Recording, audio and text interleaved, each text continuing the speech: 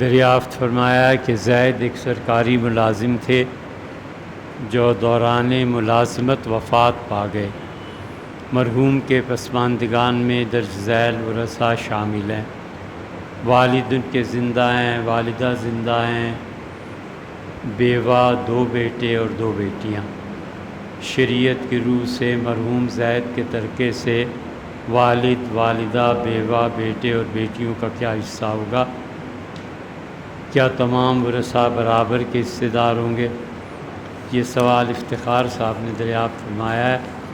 افتخار صاحب آپ جانتے ہی ہیں کہ سب سے پہلے مرحوم کے حصے میں سے ان کی جتنی بھی جائیداد، جو چیزیں بھی ہیں، کپڑے، برتن وغیرہ وغیرہ، جو چیزیں ان کے بعد باقی رہ گئی ہیں وہ سب ان کا ترکہ ہے۔ اور اسی طرح جو کسی شخص یا ادارے کے ذمے واجب الادا ہو اور ابھی نہ ملا ہو، جیسے پینشن ہوتی ہے یا بعض جگہوں پہ وفات کے بعد ادارہ پیسے دیتا ہے، یہ سب ان کے ترکے میں شامل ہوگا۔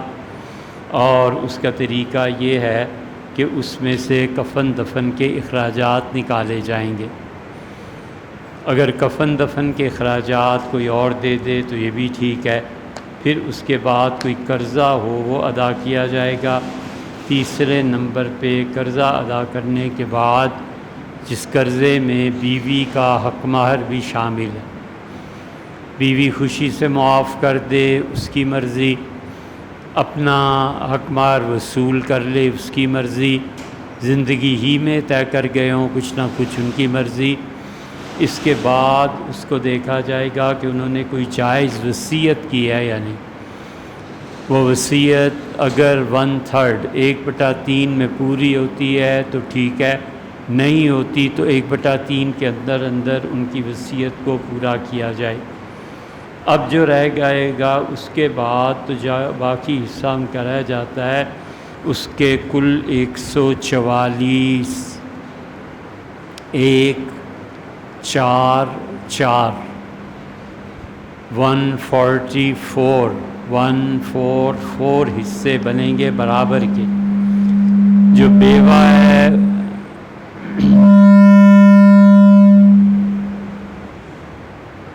جو بیوہ ہیں ان کو 18 حصے دیے جائیں گے، والدہ کو 24 حصے والد کے، 24 والدہ کے، تو بیوہ کے 18 ہو گئے، اور 24 اور 24 48 حصے ان کے ماں باپ کے ہو گئے، اور ہر بیٹے کو 26 حصے ملیں گے، اور وہی اصول کے مطابق لڑکے کو 26 تو لڑکی کو 13 حصے ملیں گے۔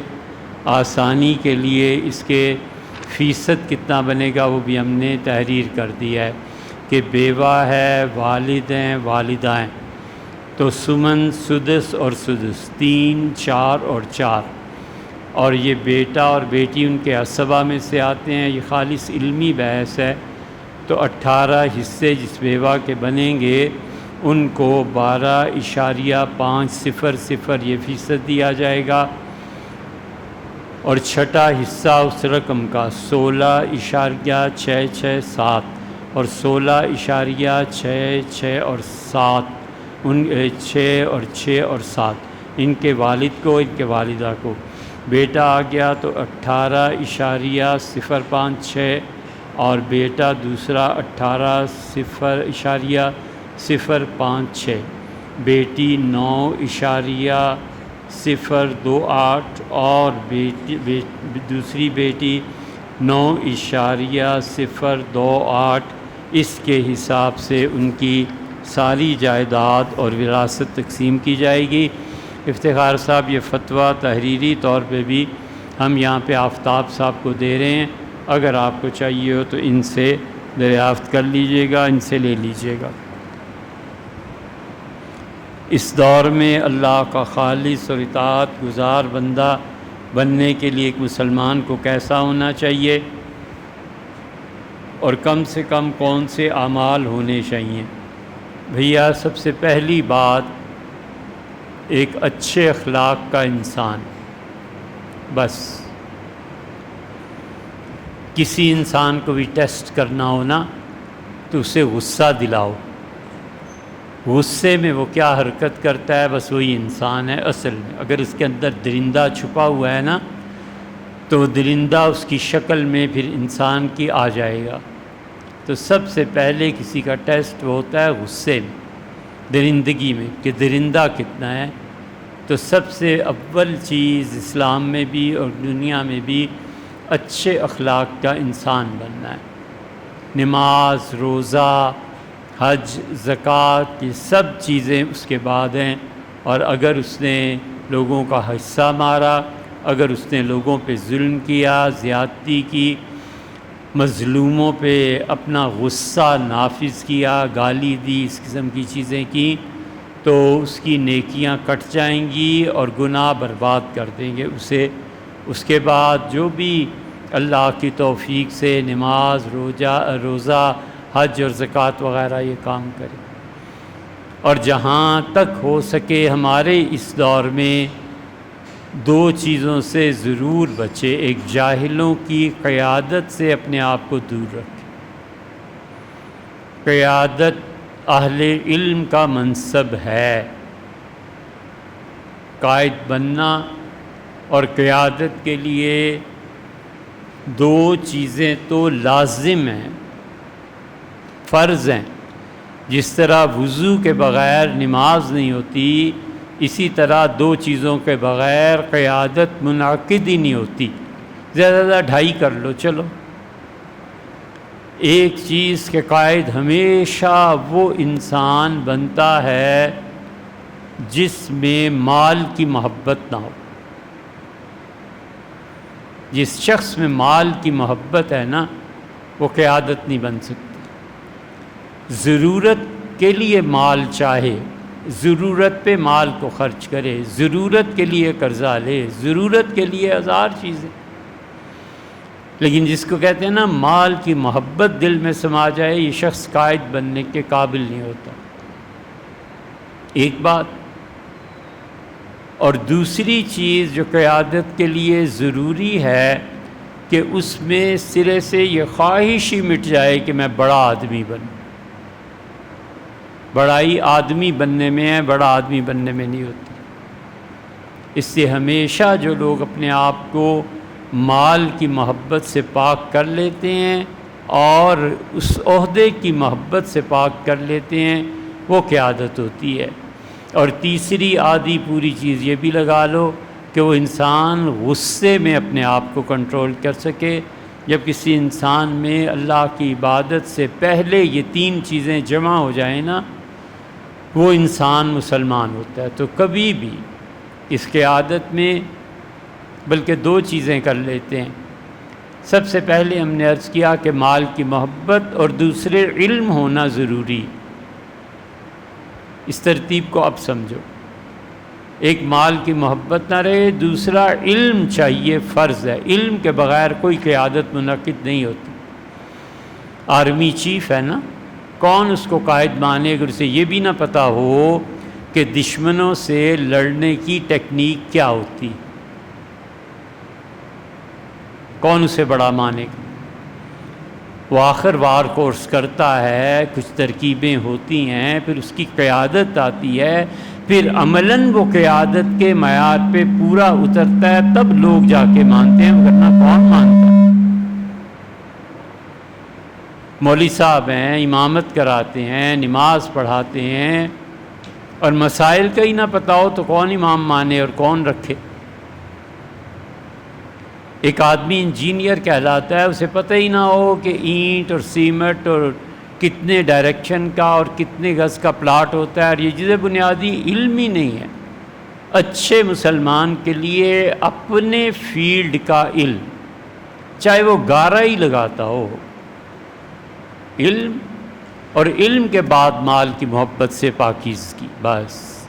اور تیسرا پھر عہدہ جو ہے نا اس کی طلب نہ ہو، اسے آج فون کر لو چلو، لیکن ہمیشہ اچھے مسلمان میں علم ہوتا ہے جو ضروری ہوتا ہے اپنے فیلڈ کا. اور اس کے بعد دوسری چیز ہوتی ہے اس کی قیادت میں مال کی محبت نہ ہو. تو نتیجہ یہ کہ ایک عرب کا بھی کوئی فراڈ کر لے، وہ کہتا ہے میرے لیے کوئی مسئلہ نہیں ہے، اس کو رد کر. اور تیسرے غصہ، کوئی گالی بھی دے تو دیکھنا چاہیے کہ اس کا کیا رد عمل، اور وہ اعمال جو اللہ نے فرض کیے ہیں بس۔ تو ایک تو کبھی بھی غیر عالم کی قیادت میں نہ چلے، اور ہمارے اس دور میں پتہ نہیں آگے کیا ہو، لیکن ہمارے اس دور میں جس حد تک ہو سکے ان سیاسی قائدین سے اجتناب کرنا چاہیے، اس سیاست سے بچنا چاہیے۔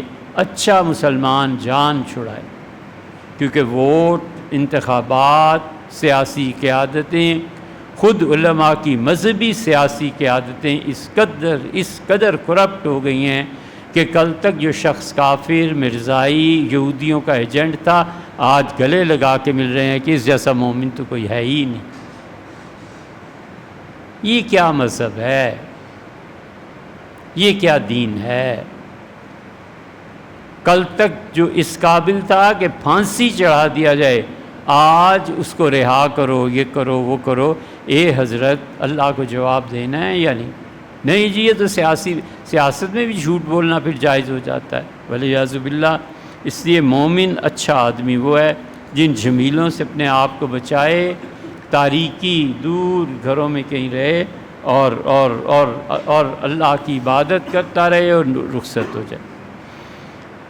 حضرت خواجہ بختیار الدین کاکی رحمۃ اللہ علیہ کون تھے؟ عبدالاحد صاحب 580 ہجری کے قریب اللہ کے نیک بندہ اوش میں پیدا ہوئے۔ اوش، ہم وہاں گئے تھے۔ بابر کا جو شہر ہے نا فرغانہ، اس کے قریب ہے اوش ایک گاؤں۔ حضرت خواجہ بختیار الدین کاکی رحمۃ اللہ علیہ وہاں پیدا ہوئے تھے، اور انہوں نے اپنا بچپن وہاں کے اہل علم میں گزارا۔ والد کے انتقال ہو گیا تھا تو والدہ نے اپنے اس بچے کو پڑھایا۔ پھر اس کے بعد وہ بڑے لمبے حالات ہیں ان کے، کیا کریں، کتنا وقت ہو تو ان کے حالات بیان کریں۔ پھر حضرت رحمۃ اللہ علیہ کو والدہ نے بغداد بھیج دیا تھا۔ وہاں اس وقت کے بڑے بڑے مشائخ سے وہ ملے، اور وہاں اس وقت کے بڑے بڑے مشائخ سے انہوں نے تعلیم اور تربیت حاصل کی۔ اللہ کو منظور تھا کہ وہ بیعت ہوتے۔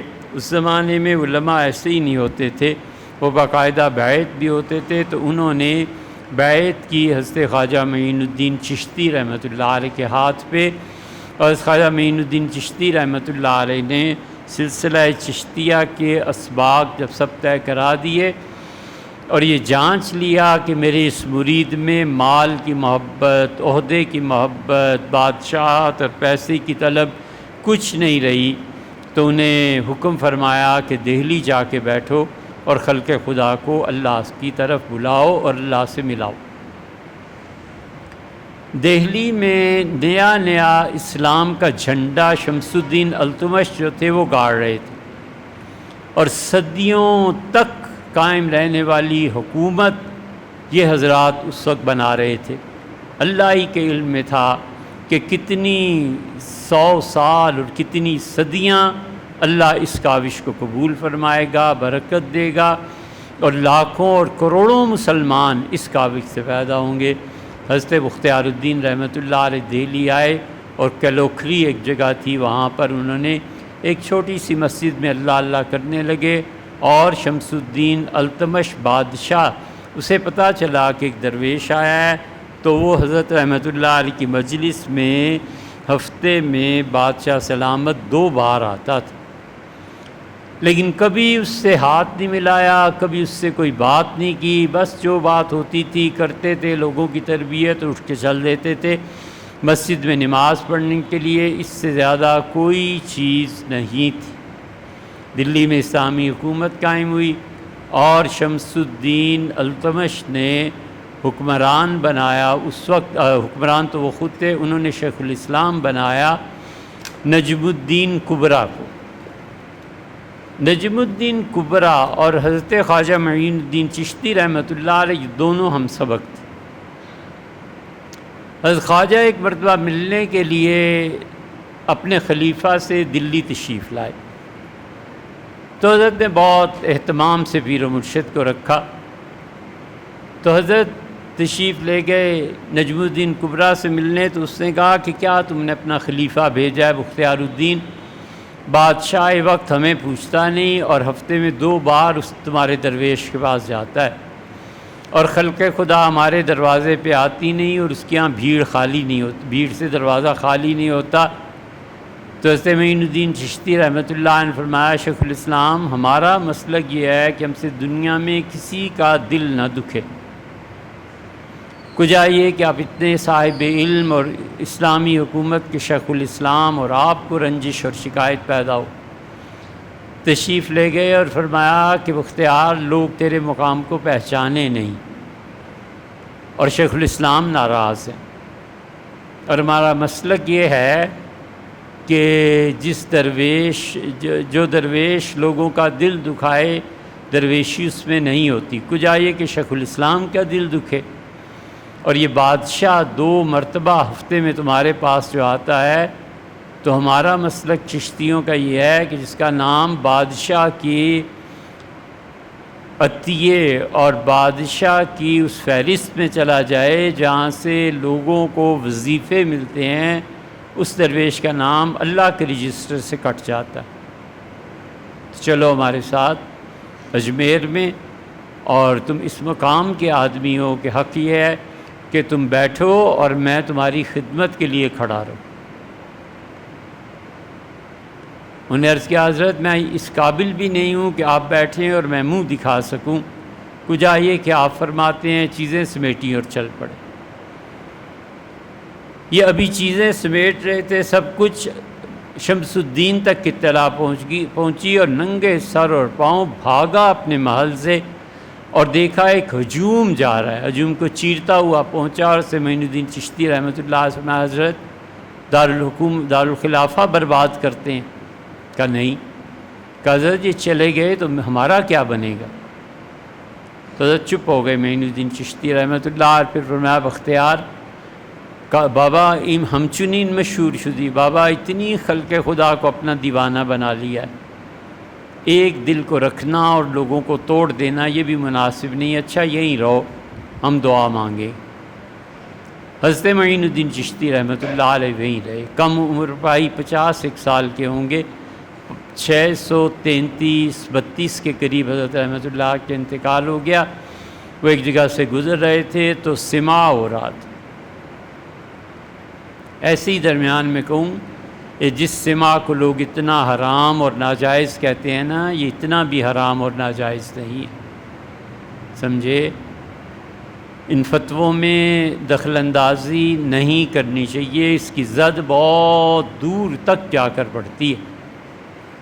تو سماع ہو رہا تھا، اور وہ پڑھ رہا تھا ایک شعر، اور اس نے شعر پڑھا کہ در زماں ہر جان، کیا پڑھا؟ کشتگان خنجر تسلیم را، جنہوں نے اپنی جان، اپنا جسم، اپنی ذات اللہ کے حوالے کر دی ہوتی ہے، اور جو گزر جائے بس اس پہ اللہ سے راضی اور خوش رہتے ہیں۔ ہر زمانے غیب جانے دیگر است، ہر زمانے میں اللہ ان کو نئی روح دے دیتا ہے۔ کشتگان خنجر تسلیم را، ہر زمان غیب جانے دیگر است، ہر زمانے میں انہیں ایک نئی روح ملتی ہے،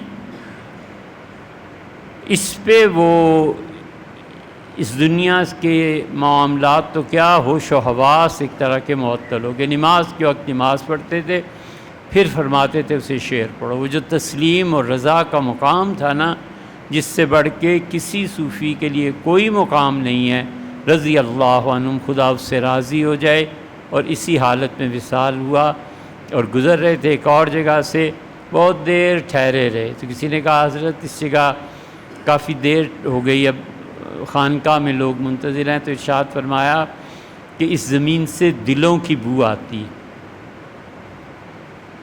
یہاں بہت سے دل جیسے دفن ہیں۔ اور پھر فرمایا بلاؤ اس کے مالک کو، پھر خرید لی، اور فرمایا مجھے یہاں دفن کرنا۔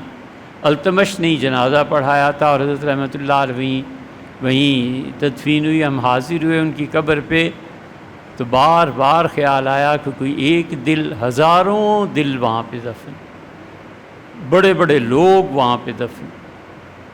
حضرت معین الدین چشتی رحمۃ اللہ علیہ کے مرید وہاں پہ دفن، فخر الدین دہلوی رحمۃ اللہ علیہ کی قبر وہاں دیکھی، برہان الدین ترمذی رحمۃ اللہ علیہ کی قبر دیکھی، حضرت بختیار الدین کاکی رحمۃ اللہ جو شاگرد تھے ان کی قبریں دیکھی، اور پھر جاتے وقت انہوں نے چشتیہ سلسلے کی خلافت اس دور میں اپنے سلسلے کے جو مجدد تھے اور حضرت پہچانتے تھے، حضرت فرید الدین مسعود شکرگنج رحمۃ اللہ علیہ کو اپنی جگہ بٹھایا اور فرمایا کہ مشائخ کی چیزیں تمہارے حوالے کرتا ہوں، یہاں ٹھہرنا۔ لیکن حضرت فرید الدین مسعود رحمۃ اللہ علیہ 3 دن بعد وہاں سے تشریف لے گئے۔ وہ جو طبیعت پہ ان کی تنہائی اور لوگوں سے دوری غالب تھی، وہ غالب آئی اور انہوں نے پھر یہاں آ کر ڈیرا جمایا پاک پتن میں، اور اللہ نے ہزاروں لاکھوں نہیں کروڑوں آدمیوں کو ان کے فیض سے بازیاب فرمایا۔ اور وہ اتنے بڑے مجدد تھے سلسلہ چشتیہ کے کہ چشتی نظامی اور چشتی صابری، ان سے پھر آگے 2 بڑی شاخیں پھوٹیں، اور اب تک اللہ نے ان میں برکت دی ہے۔ لاکھوں نہیں کروڑوں لوگ ان شاخوں میں ان سے وابستہ ہیں رحمہم اللہ۔ ایک مولوی صاحب کا بیان سنا جن میں وہ کہہ رہے تھے کہ میاں بیوی روشنی کے بغیر وغیرہ وغیرہ، اور بخاری شریف میں ہے کہ حضور اقدس صلی اللہ علیہ وسلم ام المومنین رضی اللہ عنہ کے ساتھ ایک ہی ٹب میں غسل کرتے تھے۔ اصل میں اقرار صاحب نکاح جو ہے نا، وہ مرد اور عورت کو سر سے لے کے پاؤں تک ایک دوسرے کے لیے مباح اور جائز قرار دیتا ہے، اس کی وجہ سے اس کا چھونا اور دیکھنا سب جائز ہو جاتا ہے۔ صورتحال یہ ہے کہ ایک شخص نے جھگڑے کے دوران بیوی کو طلاق دے دی۔ بیوی نے عدالت میں مقدمہ دائر کیا اور اپنی بچی کے نفقے کے لیے شوہر پر مالی ذمہ داری عائد کرنے کے لیے درخواست دی، اور عدالت نے بیٹی کے لیے نفقہ مقرر کر دیا۔ بعد ازاں شوہر ہر مہینے عدالت کے حکم پر وہ رقم اپنی بیوی کے اکاؤنٹ میں منتقل کرتا رہا۔ اب صورت یہ ہے کہ بیوی نے دوسری شادی کر لی، شوہر نے بھی دوسری شادی کر لی، بچی بالغہ ہو گئی، جوان ہو گئی۔ اب یہ لڑکی کس کے پاس رہے گی، کس کو حق ہے؟ ایاز صاحب، لڑکی جوان ہو گئی، اس کو اختیار ہے، وہ جس کے پاس مناسب سمجھے اس کے پاس رہے۔ والد کے پاس رہے، والد اس کا خیال رکھیں، بالکل ٹھیک ہے۔ اگر اس کو کوئی خوف اور اندیشہ نہیں ہے کہ والد اس کو کسی ایسی جگہ پہ بیاہ دیں گے جہاں اس کے حقوق سلب ہوتے ہوں، تو لڑکی کو اختیار ہے۔ والدہ کے متعلق وہاں بھی اسے اختیار ہے جہاں چاہے رہے، اس لیے کہ وہ خود جوان ہے، اور ان دونوں نے اپنی اپنی شادیاں بھی کر لی ہیں۔ البتہ اس کا نان و نفقہ جو ہے لڑکی کا، جب تک لڑکی غیر شادی شدہ ہے باپ کے ذمے پھر بھی رہے، رشتہ نہیں ملا، کوئی اور صورت ہوگی، بیٹی کی شادی نہیں ہوئی اور اس کے پاس کوئی اپنا مال بھی نہیں ہے، بالغہ ہو گئی، اس نے کوئی اپنا بزنس شروع کر دیا، مال کمایا، اب اس کے پاس مال بھی نہیں ہے، کوئی بزنس نہیں ہے، کوئی کھانے پینے کا ذریعہ نہیں ہے، تو اب باپ ہی اس کی کفالت کرے گا اور باپ کے پیسے پر ہی وہ پلے گی۔ ہم بعض اوقات عید الاضحیٰ کے موقع پر قربانی کے جانور خریدتے ہیں، اس وقت بیوپاریوں سے معاملہ کرتے ہیں، جانور وزن کے حساب سے فروخت کرتے ہیں، مثلا فی کلو اتنی قیمت۔ لہٰذا معلوم یہ کرنا ہے کہ اگر نیت خالص اللہ کے لیے ہو تو کیا یہ جائز ہے یا ناجائز؟ تو بھیا یہ جائز، اصولاً تو ناجائز ہونا چاہیے، اس لیے کہ ایک ایک چھٹانک اور ایک ایک تولے کے وزن کی بھی تو کوئی قیمت ہے نا، معاشے کی بھی۔ جانور کو جب چڑھاتے ہیں تو جانور تو قابو میں ہی نہیں آتا، وہ اچھلتا رہتا ہے، تو اس لیے اس کا عین قیمت کا مقرر کیا جانا، عین گوشت کا مقرر کیا جانا بڑا مشکل ہے۔ لیکن اب چونکہ یہ ساری چیزیں چل پڑی ہیں تو اس لیے مفتی حضرات اس کے جواز کا فتویٰ دیتے ہیں اور کہتے ہیں کہ حساب اب ایسے ہی ہو رہا ہے مارکیٹ میں، تو اس میں شرعاً کوئی حرج نہیں ہے کہ جانور کو اس کے گوشت کے لحاظ سے خریدا جائے، کوئی حرج نہیں۔ ایک اور سوال عبداللہ صاحب نے یو پی سے دریافت کیا ہے کہ ہمارے علاقے میں ایک میلہ لگتا ہے ہر سال، اور اس میں کوئی مذہبی رسومات نہیں ہوتی، اور کسی مذہب پر مبنی نہیں ہوتا تو اس میں جانا بالکل بھائی جائز ہے. آپ کا بھائی چارہ قائم ہونا چاہیے، غیر مسلموں سے تعلقات ہونے چاہیے، آپ انہیں اسلام کی دعوت دے سکیں، لیکن ہمیشہ ان لوگوں کو جانا چاہیے جو انسان ہوں. ایسے نہ ہوں کہ کافر بھی دیکھ کے مذاق اڑائے کہ یہ ہیں تمہارے مسلمان. اور دوسری چیز وہ یہ کہ اس میلے میں لہو و لعب نہیں ہونا چاہیے. اللہ کی نافرمانی پہ اللہ کی نافرمانی اور پھر شرک تو بہت بڑی چیز ہے والیاذ باللہ. اس پوجا پاٹ میں ان چیزوں میں شرکت نہیں ہونی چاہیے، باقی کوئی حرج نہیں ہے. والد کی وراثت میں والدہ کو حصہ ملا، والدہ اپنی مرضی سے مارکیٹ میں یا اپنے کسی وارث کو فروخت کر سکتی ہیں. بھئی جب حصہ انہیں مل گیا وہ پوری طرح وارث ہو گئیں، وہ جو چاہیں اپنی جائیداد کو کریں، چاہیں اپنی جائیداد ساری کی ساری اللہ کی راہ میں دے دیں، کون روک سکتا ہے؟ غیروں میں تک کو دے دیں، کون روک سکتا ہے؟ سب سے افضل صورت ظاہر ہے کہ اپنے وارثوں کے دینے کی، اپنے وارث ان کے خرید لیں، ان سے زندگی میں ہی جائیداد. کیا مسئلہ ہے؟ مکمل طور پہ ان کا اختیار ہے، ان کا حق. مرد اپنی کمائی یا تنخواہ میں کتنا خرچ کرے، اس کا کتنا حق ہے. بیوی بچوں کے لیے اور ماں باپ کو دیتا رہے تو گناہ گار تو نہیں ہوگا؟ بھیا گناہ گار کیا ہونا ہے؟ جو شوہر کما کر لاتا ہے وہ اپنی پوری تنخواہ کا مالک ہے. یہ اصول ہے. مرد جو کما کے لاتا ہے وہ پورا اپنی تنخواہ کا مالک ہے. عورت جو کماتی ہے وہ اپنے پیسے کی مالکہ ہے. مرد اگر اپنے بیوی بچوں کے حقوق پورے کرتا ہے اللہ اسے یقیناً اجر دے گا، اس سے بہت اچھا کام کیا. اور جو بچوں کے بیوی کے حقوق پورے کرنے کے بعد بچ جاتا ہے وہ اسی کا مال ہے، اسے اپنے اوپر خرچ کرے، اسے اپنے والدین پہ خرچ کرے، آگ لگا دے، وہ اپنے اعمال کا خود ذمہ دار ہے. بابا بیوی کیسے اس کی نگرانی کرے گی؟ کیوں؟ وجہ بیوی کما کے لاتی ہے، شوہر کا کیا حق بنتا ہے کہ اس کے پیسے کی نگرانی کرے کہ پیسہ کہاں ہے اور کہاں نہیں ہے؟ تمہارا کیا حصہ ہے بھئی؟ وہ جو مرضی کرے. اس لیے شوہر اگر اپنی تنخواہ میں سے بیوی بچوں کے حقوق پورے نہیں کرے گا اللہ کے ہاں پکڑا جائے گا. سب سے پہلے ان کے حقوق ہیں، اس کے بعد جو مال بچ جائے وہ مال اپنے والدین کو دے، ان کا حق بنتا ہے. وہ مال دوستوں میں خرچ کر دے، وہ مال پھینک دے تو اللہ پوچھے گا اس سے، ہے اسی کا، لیکن وہ خرچ کرنا ناجائز ہے. وہ جو بقیہ مال ہے اپنی ذمہ داریوں کو پورا کرنے کے بعد وہ والدین کا حق ہے. حضور صلی اللہ علیہ وسلم فرماتا ہے کہ مالک ابیک، تمہارا مال اور تم تمہارے والد ہی کے ہو، اپنے والدین ہی کے ہو، یعنی اپنی ضروریات زندگی پوری کرنے کے بعد جو بچ جائے وہ تمہارے باپ کا ہے، انہیں دے. اللہ کے ہاں بہت اجر اس انسان کو ملے گا. لیکن اگر وہ اڑا دے گا تو پھر اسی طرح گناہ گار بھی وہ خود ہی ہوگا، ان پر کوئی گناہ نہیں. اسی طرح عورت ہے، اس کا جو حق بنتا ہے اپنے حقوق پورے کرے، باقی اگر وہ مال کو اڑا دیتی ہے تو وہ خود گناہ گار ہوتی ہے. جس ادارے میں کام کرتا ہوں بھئی، یہ مسئلہ پچھلے جمعے کو گزر چکا. نماز میں کوشش کے باوجود بہت خیالات آتے رہتے ہیں. عامر صاحب چھوڑیے ان باتوں کو، پابندی سے نماز پڑھیے، جو مرضی خیال آتا رہے. ہم صرف اتنی چیز کے پابند ہیں جو ہمارے اختیار. دین اور دنیا کا ایک اصول یاد رکھنا ہمیشہ، ہم دین میں اور دنیا میں ہمیشہ اتنی بات کریں جو ہمارے اختیار میں ہے.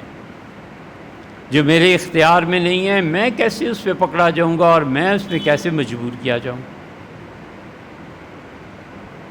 ہمارے اختیار میں ہی نہیں ہے کہ بیہودہ تصاویر مٹا دیں. سینما گھروں میں لگی ہوتی ہیں، پتہ ہے کہ اگر تصویر مٹائی تو پولیس میں مقدمہ بھی ہوگا اور ڈنڈے اور یہ جیل سب کچھ ہوگا. کدھر ہے اختیار؟ کچھ بھی نہیں ہے. تو ضروری ہے کہ اب اس میں دخل دے کے اپنی زندگی خراب کی جائے. مت کرے ایسے. دین میں اختیار ہی نہیں ہے. ایک آدمی نے اپنی مثلا بیوی نے قربانی کی ہے، اپنا جانور ذبح کیا ہے، وہ کہتی ہے یہ جانور جو ہے پورے کا پورا میں اپنے سسرال کو بھیج ہوں تو شوہر کو کیا حق بنتا ہے؟ اس کا اختیار ہی نہیں ہے بیوی کو مجبور کرنے پہ کہ نہیں اس میں سے اتنا گوشت اپنے گھر رکھ لیجیے۔ کیوں رکھ لیجیے بھئی؟ اس کو اللہ نے اختیار دیا ہے۔ آپ کون ہوتے ہیں اس کے اختیار میں دخل دینے والے؟ تو یاد رکھو، دین اور دنیا میں جہاں اپنا اختیار نہیں ہوتا آدمی خاموشی کرے، کنارہ کرے، جو مرضی لوگ کرتے رہیں، اس غم میں نہ گھلا جائے کہ یہ جہنم میں جائے گا۔ شادی کی تاریخ مقرر کرنے کے لیے جنتری کا استعمال کیا جاتا ہے۔ نالندہ بہار سے آپ نے تحریر فرمایا، ہم یہ سمجھتے ہیں جائز ہے، اور مفتی حضرات سے ناجائز کہتے ہیں، ہمیں یہ بھی معلوم ہے، لیکن ہمارے نزدیک علم نجوم کی اپنی خود شرعی حیثیت ہے، اس لیے ہم اس کو درست کہتے ہیں۔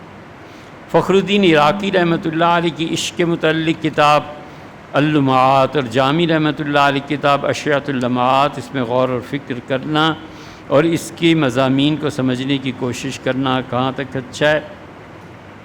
بھیا بات یہ ہے کہ یہ وہ کتابیں ہیں جو تصوف پہ لکھی گئیں۔ حضرت فخر الدین عراقی رحمۃ اللہ علیہ کی کتاب بھی پڑھی ہے اور دوسری کتاب بھی پڑھی ہے۔ ان چیزوں میں نہیں پڑھنا چاہیے۔ تصوف کی جتنی بھی کتابیں ہیں، تصوف کی جتنی بھی کتابیں ہیں براہ راست نہیں پڑھنی چاہیے۔ ان میں ایک قسم وہ ہے جو عوارف المعارف ہے، ایک قسم وہ ہے جیسے کشف المحجوب ہے، ایک قسم وہ ہے جیسے فرید الدین عطار رحمۃ اللہ علیہ کے مثنوی وغیرہ ہیں۔ یہ پڑھنے میں زیادہ نقصان نہیں ہوتا، لیکن پڑھنی یہ بھی اساتذہ سے چاہیے۔ اور جو انتہائی گہری کتابیں، وحدت الوجود ہے، وحدت الشہود ہے، غزالی نے جو تصوف پہ لکھا ہے، اس کے تو قریب بھی نہیں پھٹکنا چاہیے، یہ آدمی کو گمراہ کر دیتی ہیں۔ وجہ یہ نہیں ہے کہ ان میں کوئی گمراہی ہے، وجہ یہ ہے کہ وہ لوگ سمجھنے والے نہیں رہے۔ تو وہ صوفی ان کتابوں کو پڑھے جس نے کم سے کم بھی مراقبہ ذات تک کی منازل طے کر لی ہوں، اور مراقبہ ذات تک پہنچ کے اللہ کی معرفت میں اس کا قدم راس ہو گیا ہو، اور وجود اور شہود کی کیفیات سے نکل گیا ہو، گزر گیا ہو، تب جا کر فنا اور فنا الفنا تک پہنچا ہوا، تب جا کر یہ حضرت جامی اور حضرت عراقی رحمۃ اللہ علیہ مجمعین اور ابن عربی رحمۃ اللہ علیہ کی کتابیں سمجھ میں نہیں آتی ہیں، اس مقام تک پہنچ کے سمجھ میں آتی ہیں۔ اور اگر ان مقامات سے نہیں گزرا، انہی کتابوں کو پڑھے گا، انہی کو کافر کہے گا، اور خود چونکہ سمجھا ہوا نہیں ہے اس لیے گاتا پھرتا رہے گا یہ سب کافر تھے کافر تھے۔ تمہیں پتہ ہی کیا ہے یار، تم اس میدان میں اترے ہی نہیں ہو، تم نے تو ابھی گڑ چکھا ہی نہیں ہے، تمہیں کیا پتہ اس کے بعد کیا ہوتا ہے۔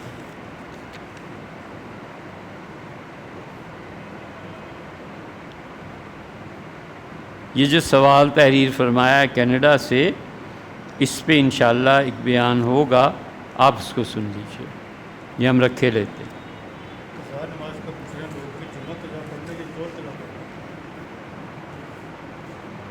اچھا جی، آئندہ بتائیں۔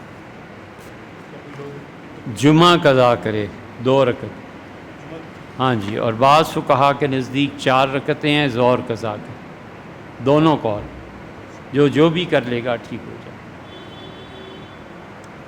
دونوں قضا ہیں، 2 فرض پڑھے، 4 ظہر کی قضا کرے، دونوں چیزیں فقہا نے لکھی۔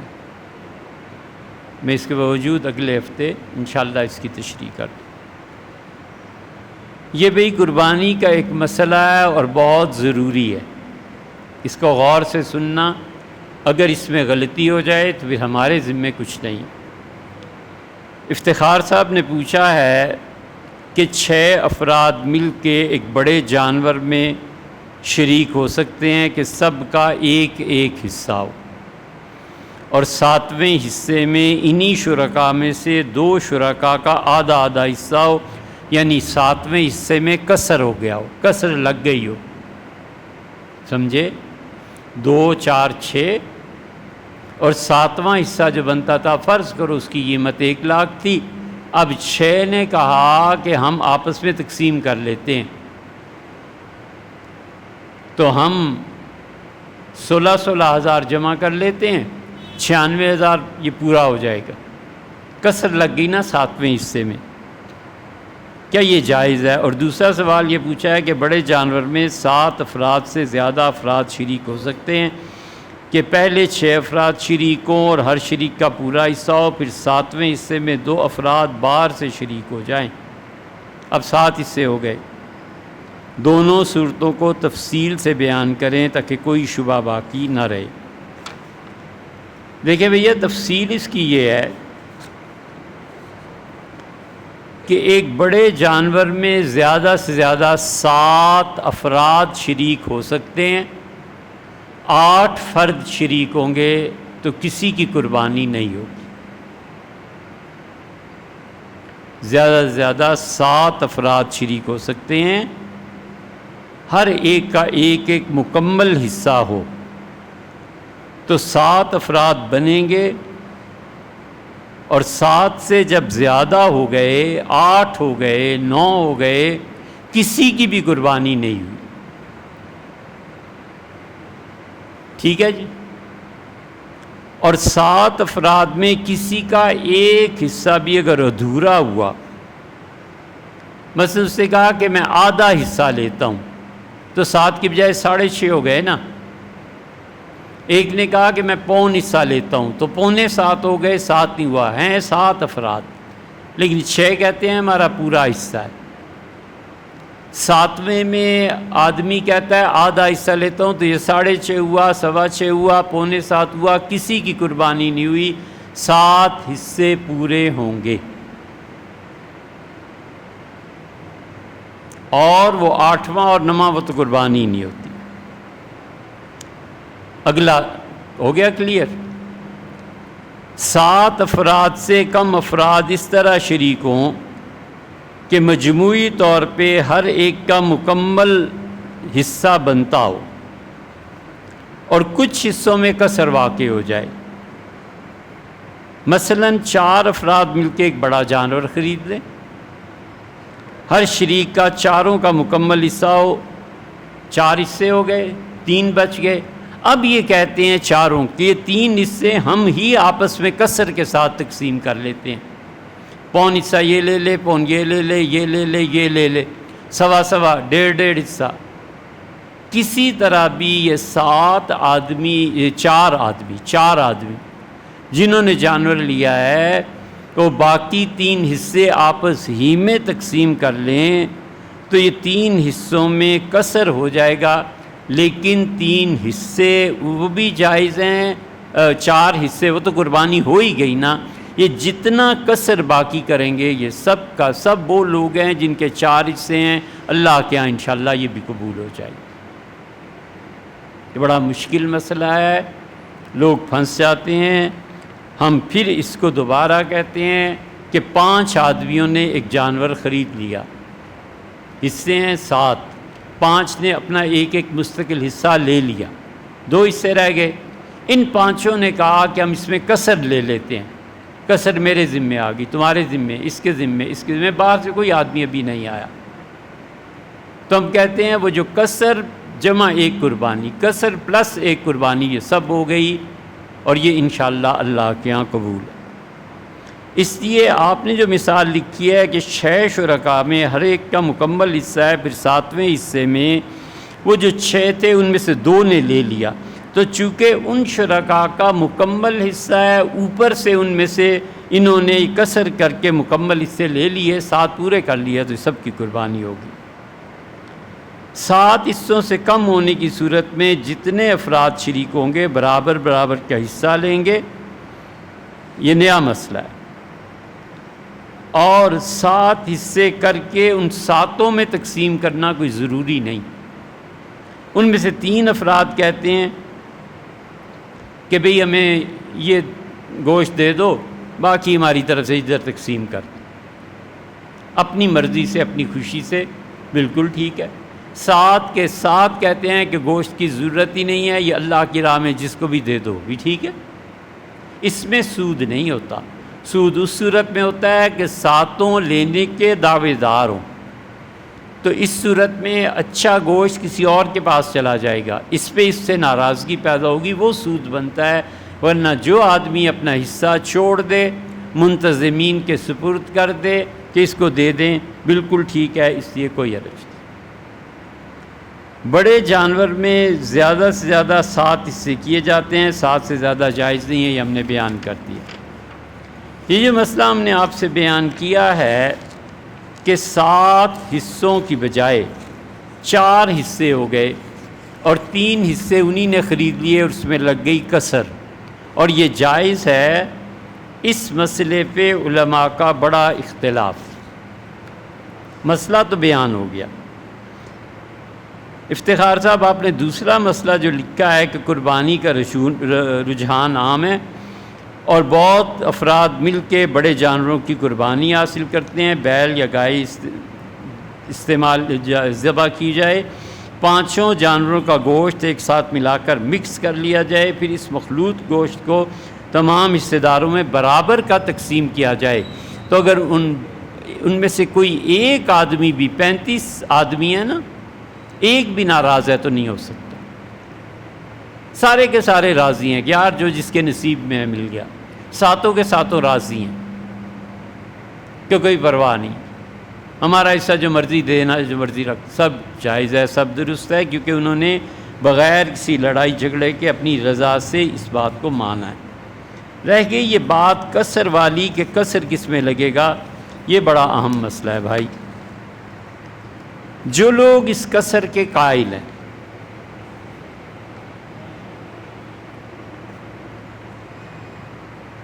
وہ یہ کہتے ہیں کہ ایک آدمی نے بکری گائے ذبح کی اور اس کا بچہ زندہ برآمد ہو گیا، اس کو بھی ذبح کیا جائے اور یہ اسی کا حق بنتا ہے جس نے اس گائے بکری کی قیمت ادا کی ہے، یہ اسی کی ملکیت۔ وہ کہتے ہیں یہ بھی تو کسر ہی لگی نا اسے، یہ جانور ابھی قربانی کے قابل تو نہیں ہے نا وہ بچہ، لیکن اسی کا گنا جاتا ہے۔ اسی طرح 4 آدمیوں نے جب جانور لے لیا، 5 نے لے لیا اور 2 حصے باقی رہ گئے تھے، انہوں نے کسر لگا کے اپنے ذمے لے لیا، یہ بھی انہی کا وہ بھی انہی کا، بشرطے کہ ایک ایک مستقل حصے دار ہو، تو مستقل اپنا ایک حصہ بھی وصول کرے اور یہ گوشت بھی وصول کرے گا جو کسر میں اسے مل گیا۔ ان کے برعکس جو مفتی حضرات ہیں وہ کہتے ہیں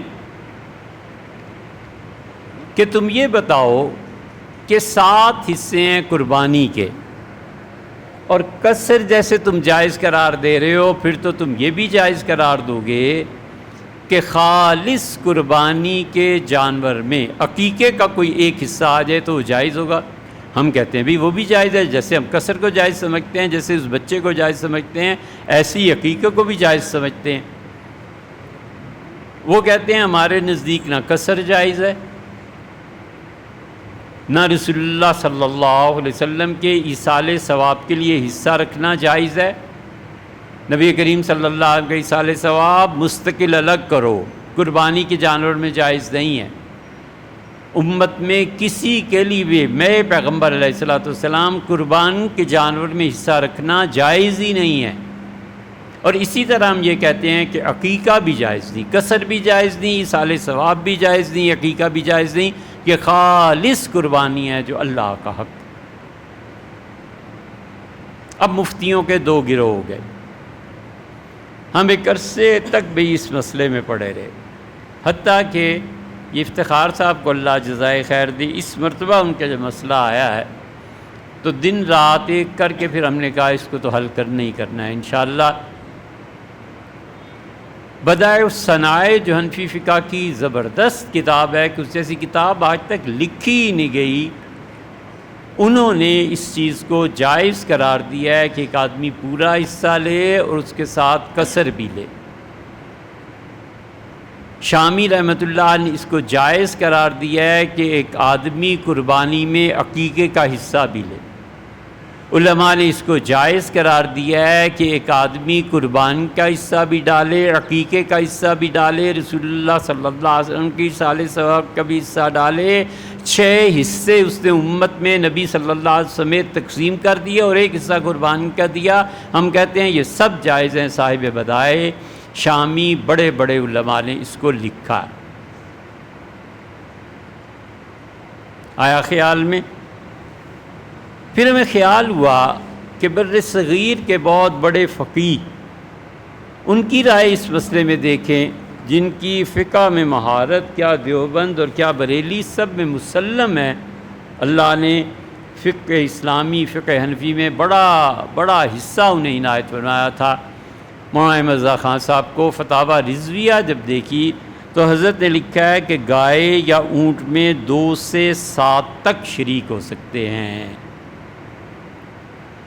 یہ فتاوی رضویہ ہے، اس کی فوٹو کاپی ہے۔ مولانا احمد رضا خان صاحب نے ٹھیک وہی مسلک لکھا ہے جو ہمارے ہاں حضرت مفتی محمد شفیع صاحب رحمۃ اللہ علیہ کا اور حضرت تھانوی رحمۃ اللہ علیہ کا تھا۔ وہ حضرات بھی اسے جائز قرار دیتے تھے، انہوں نے بھی جائز لکھا ہے۔ دیکھو عبارت کا پہلا فقرہ کیا ہے، حضرت نے فرمایا کہ گائے یا اونٹ میں 2 سے 7 تک شریک ہو سکتے ہیں۔ 2 نے خرید لی، 7 حصے کر دیے، 4 ایک نے لے لیے، 3 ایک نے لے لیے، 3.5 ایک نے لے لیے، 3.5 دوسرے نے لے لیے۔ اصل حصے تو ان کے محفوظ ہے نا، کسر اپنے اپنے ذمہ ڈال لیا۔ اور صحیح یہ ہے کہ کسی طرح باہم حصہ کریں اور ایک حصے سے کم کسی کا نہ ہو، ایک حصے سے کم حصہ کسی کا نہ ہو، 2 4 6 ہوں، لیکن ایک حصہ ہونا ضروری ہے۔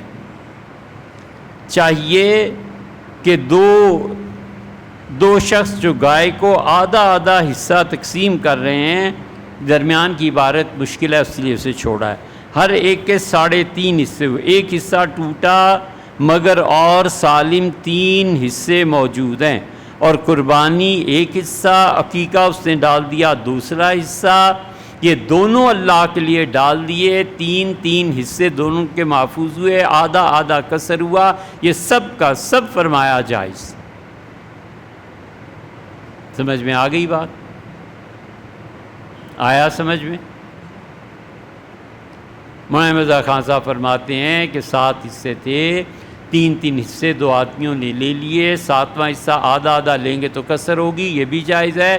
اور وہ جو بات ہوئی تھی کہ دوسرا فریق جو کہتا ہے کہ عقیقہ حضرت رسالت مآب صلی اللہ علیہ وسلم سمیت امت میں کسی کی بھی ایصال ثواب کی نیت یہ بالکل نہیں اس کے ساتھ شامل ہوں گی، مولانا نے کہا فرمایا کہ یہ جائز ہیں، اور یہی فتویٰ حضرت تھانوی رحمۃ اللہ علیہ نے دیا ہے، یہی فتویٰ مفتی محمد شفیع صاحب رحمۃ اللہ علیہ نے دیا تھا۔